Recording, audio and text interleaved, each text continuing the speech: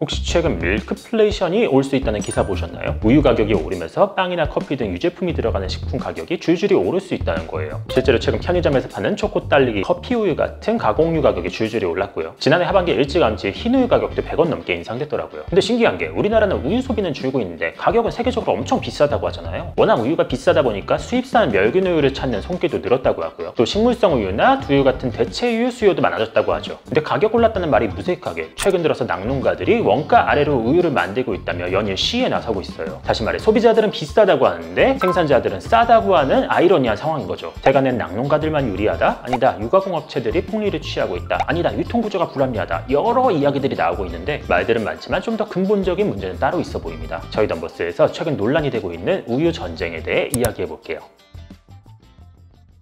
우유 소비가 줄고 있다는데 실제로 그런지 자료를 찾아봤어요. 우리나라 유제품 소비량은 2001년 이후 꾸준히 늘어왔는데요. 주로 가공유나 마시는 요거트, 치즈나 버터 등으로 소비가 많이 늘었어요. 가공유 가운데 대표적인 게 편의점의 스테디셀러인 바나나맛 우유죠. 하루에만 무려 80만 개가 팔린다고 하고요. 또 우유 잘 못 드시는 분들을 위해 아몬드나 코코넛, 오트밀 같은 식물성 대체 우유도 많이 나오고 있죠. 심지어 꿀맛 우유, 초당 순두부 맛 우유, 메론 우유 등 별의별 기상천외한 우유들이 속출하고 있어요. 치즈류도 엄청 잘 팔려요. 실제로 집에서 와인이나 맥주랑 먹을 수 있는 다양한 수입 치즈들도 많아졌고요. 또 스트링 치즈나 구워 먹는 치즈처럼 집에서 핑거푸드로 먹을 수 있는 식품들도 많아졌죠. 근데 반대로 마시는 흰 우유는 시장에서 외면당하고 있어요. 한국인 1인당 우유 소비량이 2001년엔 30kg을 넘었던 게 2021년엔 26kg으로 내려온 상태예요. 사람들이 흰 우유를 안 찾게 된 건 여러 이유가 거론되고 있어요. 배가 아파서 우유를 잘 안 먹게 되는 게 대표적이죠. 유당 불내증이라고 뱃속에서 유당을 소화하지 못해서 우유를 먹자마자 설사하는 분들이 꽤 있죠. 그래서 아예 우유에서 유당을 뺀 락토프리 우유라는 것도 출시되고 있는데 그래도 우유를 안 먹는 사람들은 여전히 안 먹는 듯해요. 또 우유에 대한 인식을 나쁘게 하는 여러 사건들도 있었죠. 1990년대 우유에 고름이 섞여다는 우유 파동이 있었고요. 2010년엔 구제역이 퍼졌었는데 이게 사람한테 전염될 수 있다고 해서 소비가 또 줄었어요. 또 2014년 발표된 이 연구조사도 기억하실 거예요. 하루에 우유 3잔 이상 마시면 심장병으로 숨질 확률이 높아지고 또 골절률도 높아진다는 발표예요. 지금도 인터넷에서 우유 건강 정보를 찾으면 이때 연구 결과가 많이 뜨더라고요. 어쨌든 전반적으로 유제품 소비는 늘고 있는 와중에 흰 우유 소비만 줄어들고 있다는 건데 근데 여기서 문제가 있어요. 늘어난 유제품 소비의 대부분이 수입산에서 기인한다는 거예요. 지난해 축산품 수입 현황을 보면요. 우리나라 대표 축산 품목인 치즈의 경우 지난해 쇠고기와 돼지고기, 닭고기 다음으로 많았고요. 또 프로틴바나 쉐이크처럼 운동하는 분들이 많이 먹는 유장, 멸균 우유가 포함된 생우유나 분유류도 상위권에 이름을 올렸어요. 반대로 국내에서 생산되는 흰우유는 잘 안 팔리다 보니까 생산 자체가 많이 줄어들었어요. 2001년 국내 원유 생산량이 234만 톤이던 게 매년 줄면서 2020년에는 209만 톤까지 낮아졌어요. 때문에 우리나라 우유의 해외 의존도는 2001년 22.7%였던 게 2020년 51.9%로 국내 우유 소비의 절반을 넘어섰죠. 다시 말해 싼 수입산 유제품은 잘 팔리고 있고 반대로 국내 우유 산업과 연계된 흰 우유는 안 팔리고 있는 상황. 이에 대해 우유와 유제품을 만들 때 쓰는 원유 가격이 너무 비싸다는 게 문제로 지목받고 있어요. 실제로 우리나라에서 유통되는 우유 가격은 전 세계적으로 좀 비싼 편이기도 합니다. 소매가 기준 리터당 2,580원, 미국이나 독일, 호주, 일본 등에 비해 훨씬 높고요. 저지방 우유 가격은 지난 5월 기준으로 세계에서 6번째로 비싸다는 데이터도 있어요. 이처럼 우리나라 우유 가격이 비싼 데는 복합적인 이유가 있는데요. 일단 기본적으로 원가가 비싸요. 지난해 낙농업계가 정한 우유 원유 판매 가격은 947원이었는데요. 여기에 우유 등급에 따라 인센티브가 더해져요. 지난해 기준으로 유가공업계가 낙농가로부터 평균 1,100원꼴로 우유 원유를 샀다고 볼 수 있을 것 같아요. 우유 원가가 비싸다 보니까 유가공업계는 꼼수도 쓰고 있죠. 요즘 마트에서 파는 기다란 우유팩 용량이 1리터가 아니라 900ml인 거 보셨을 거예요.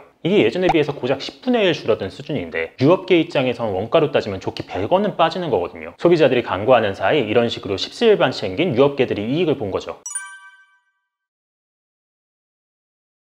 이처럼 우유 가격이 비싼 건 우유 원유를 생산할 때 드는 비용이 다른 나라에 비해서 훨씬 높기 때문이에요. 리터당 843원꼴인데 선진국과 비교하면 미국은 응용유 기준이 780원, 치즈나 버터 등을 만드는 3, 4등급 우유는 400원대 중후반이었고요. 또 우리나라보다 시중우유 가격이 비싼 캐나다도 생산비 평균 가격 기준으로는 리터당 780원 수준, 우리나라보다 낮은 편이에요. 근데 이런 궁금증도 들어요. 결국엔 생산비보다 판매 가격이 훨씬 더 높으니까 이 시장에서 이익을 보는 건 낙농가들이 아닌가 싶은데 뚜껑을 열어보면 또 그렇지도 않습니다. 우리나라 우유 원유 가격은 생산비에 연동되는 원유 가격 연동제로 이루어지는데요.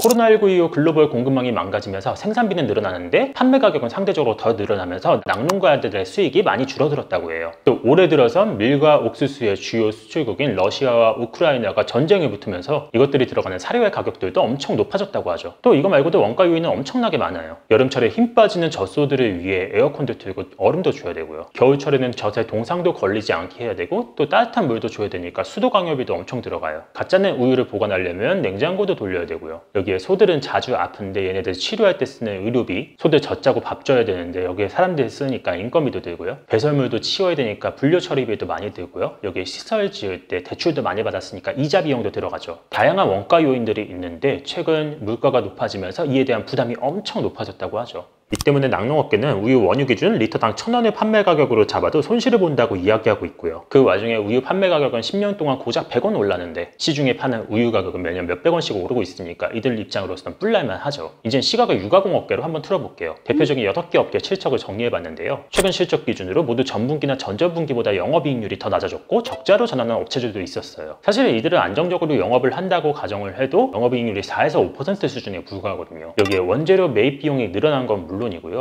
운송비나 인건비 같은 각종 판매 관리비 요인도 늘어나면서 영업이익률이 훼손된 걸로 보이죠. 다시 말해 낙농업계가 어려운 와중에 이들만 이득을 보고 있다는 주장 또한 사실이 아닌 걸로 보여요. 또 소비자 단체들은 우유 가격이 높은 데 대해 불합리한 유통마진을 지적하는데요. 최근 기사를 보니까 흰우유에 대한 수익비 중에서 낙농가와 가공업체, 유통사 가운데 유통비중이 3분의 1을 넘으면서 매년 커지고 있다는 주장이 보여요. 우유 판매 가격이 높은데 유통 가격은 낮은 곳은 일본이 대표적이죠. 일본의 우유 원유 판매 가격은 1,200원대로 우리나라보다 조금 더 높은 편인데 반대로 시중에 팔리는 우유 가격은 우리나라보다 좀 더 낮은 편이에요. 그러다 보니까 일본에 비해 우리나라 유통구조가 불합리한 게 아니냐는 말이 나오고 있죠. 근데 사실은 이 부분은 엄밀히 말해 공식적인 검증은 안 된 상태예요. 우리나라의 우유 유통 과정을 보면 큰 틀에서 낙농가, 유업계, 대리점, 유통업계로 이어지고 있는데 이 과정 전체적으로 더 이상 긴축할 게 없다라는 게 유업계의 주장이에요. 정부가 올해 중순부로 우유 및 유제품의 유통구조 개선 방안에 대한 연구 용역을 입찰한 상태니까 아마 이 부분은 머지않아 정확한 문제가 드러나지 않을까 싶어요. 이번 스토리의 결론은 크게 3가지로 지을 수 있을 것 같아요. 첫째, 우리나라의 원유 가격은 비싸다. 전 세계에서 6번째로 높다고 할 정도니까 비싼 건 맞는 듯 싶고요. 둘째, 우유가 비싼 이유는 1차적으로 원유 생산 비용이 높기 때문이다. 특히 최근 들어선 사료와 에너지 가격, 인건비 등이 올라가면서 낙농가에 부담이 되고 있는 듯해요.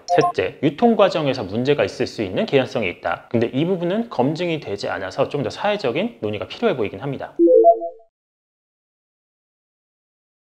그리고 사실 우유대란은 우리나라의 문제가 아니기도 해요. 미국 축산 농가들이 사료비 상승으로 가격 압박을 받는다는 기사가 있고요. 캐나다 월마트가 분유 공급질 차질이 생기면서 어려움을 겪고 있다고 해요. 또 호주도 우유 가격이 오르면서 호주인들의 주요 기호식품인 길거리 카페가 가격을 인상한다는 기사들도 보이죠. 다시 말해 우유 가격 상승으로 전 세계가 날리는 와중에 우리나라만 피해갈 수 있는 상황은 또 아닌 걸로 보이죠. 근데 이처럼 어려운 와중에 낙농업 종사자분들은 정부가 바꾸려는 가격 정책에 반발해 연일 시위에 나서고 있는 상황이기도 합니다. 정부는 원유 가격을 기존의 비용에 연동하던 걸 이제는 용도별로 바꾸려고 하고 있거든요. 근데 축산농가들은 이 정책이 가공률을 원가 밑으로 팔라는 거라면서 반발하고 있어요. 반면 정부는 지금 가격 정책을 바꾸지 않으면 2026년 FTA로 수입산 유제품이 무관세로 들어올 텐데 이때 우리나라 축산농가들이 가격 경쟁력을 잃을 수 있다면서 강경한 태도를 보이고 있어요. 결국 낙농업계와 유가공업계, 정부 등 이해 당사자들이 하루빨리 지금의 갈등을 해소해야만 세계적으로 싼 수입산 우유들과 경쟁하면서 우리나라 우유들이 살 길을 찾을 수 있지 않을까 싶어요. 다른 게 아니라 우유는 우리나라 식량 주권 차원에서 어느 것보다 더 중요한 식품인데 이러다 정말 외국산 우유들이 마트 진열대를 점령하고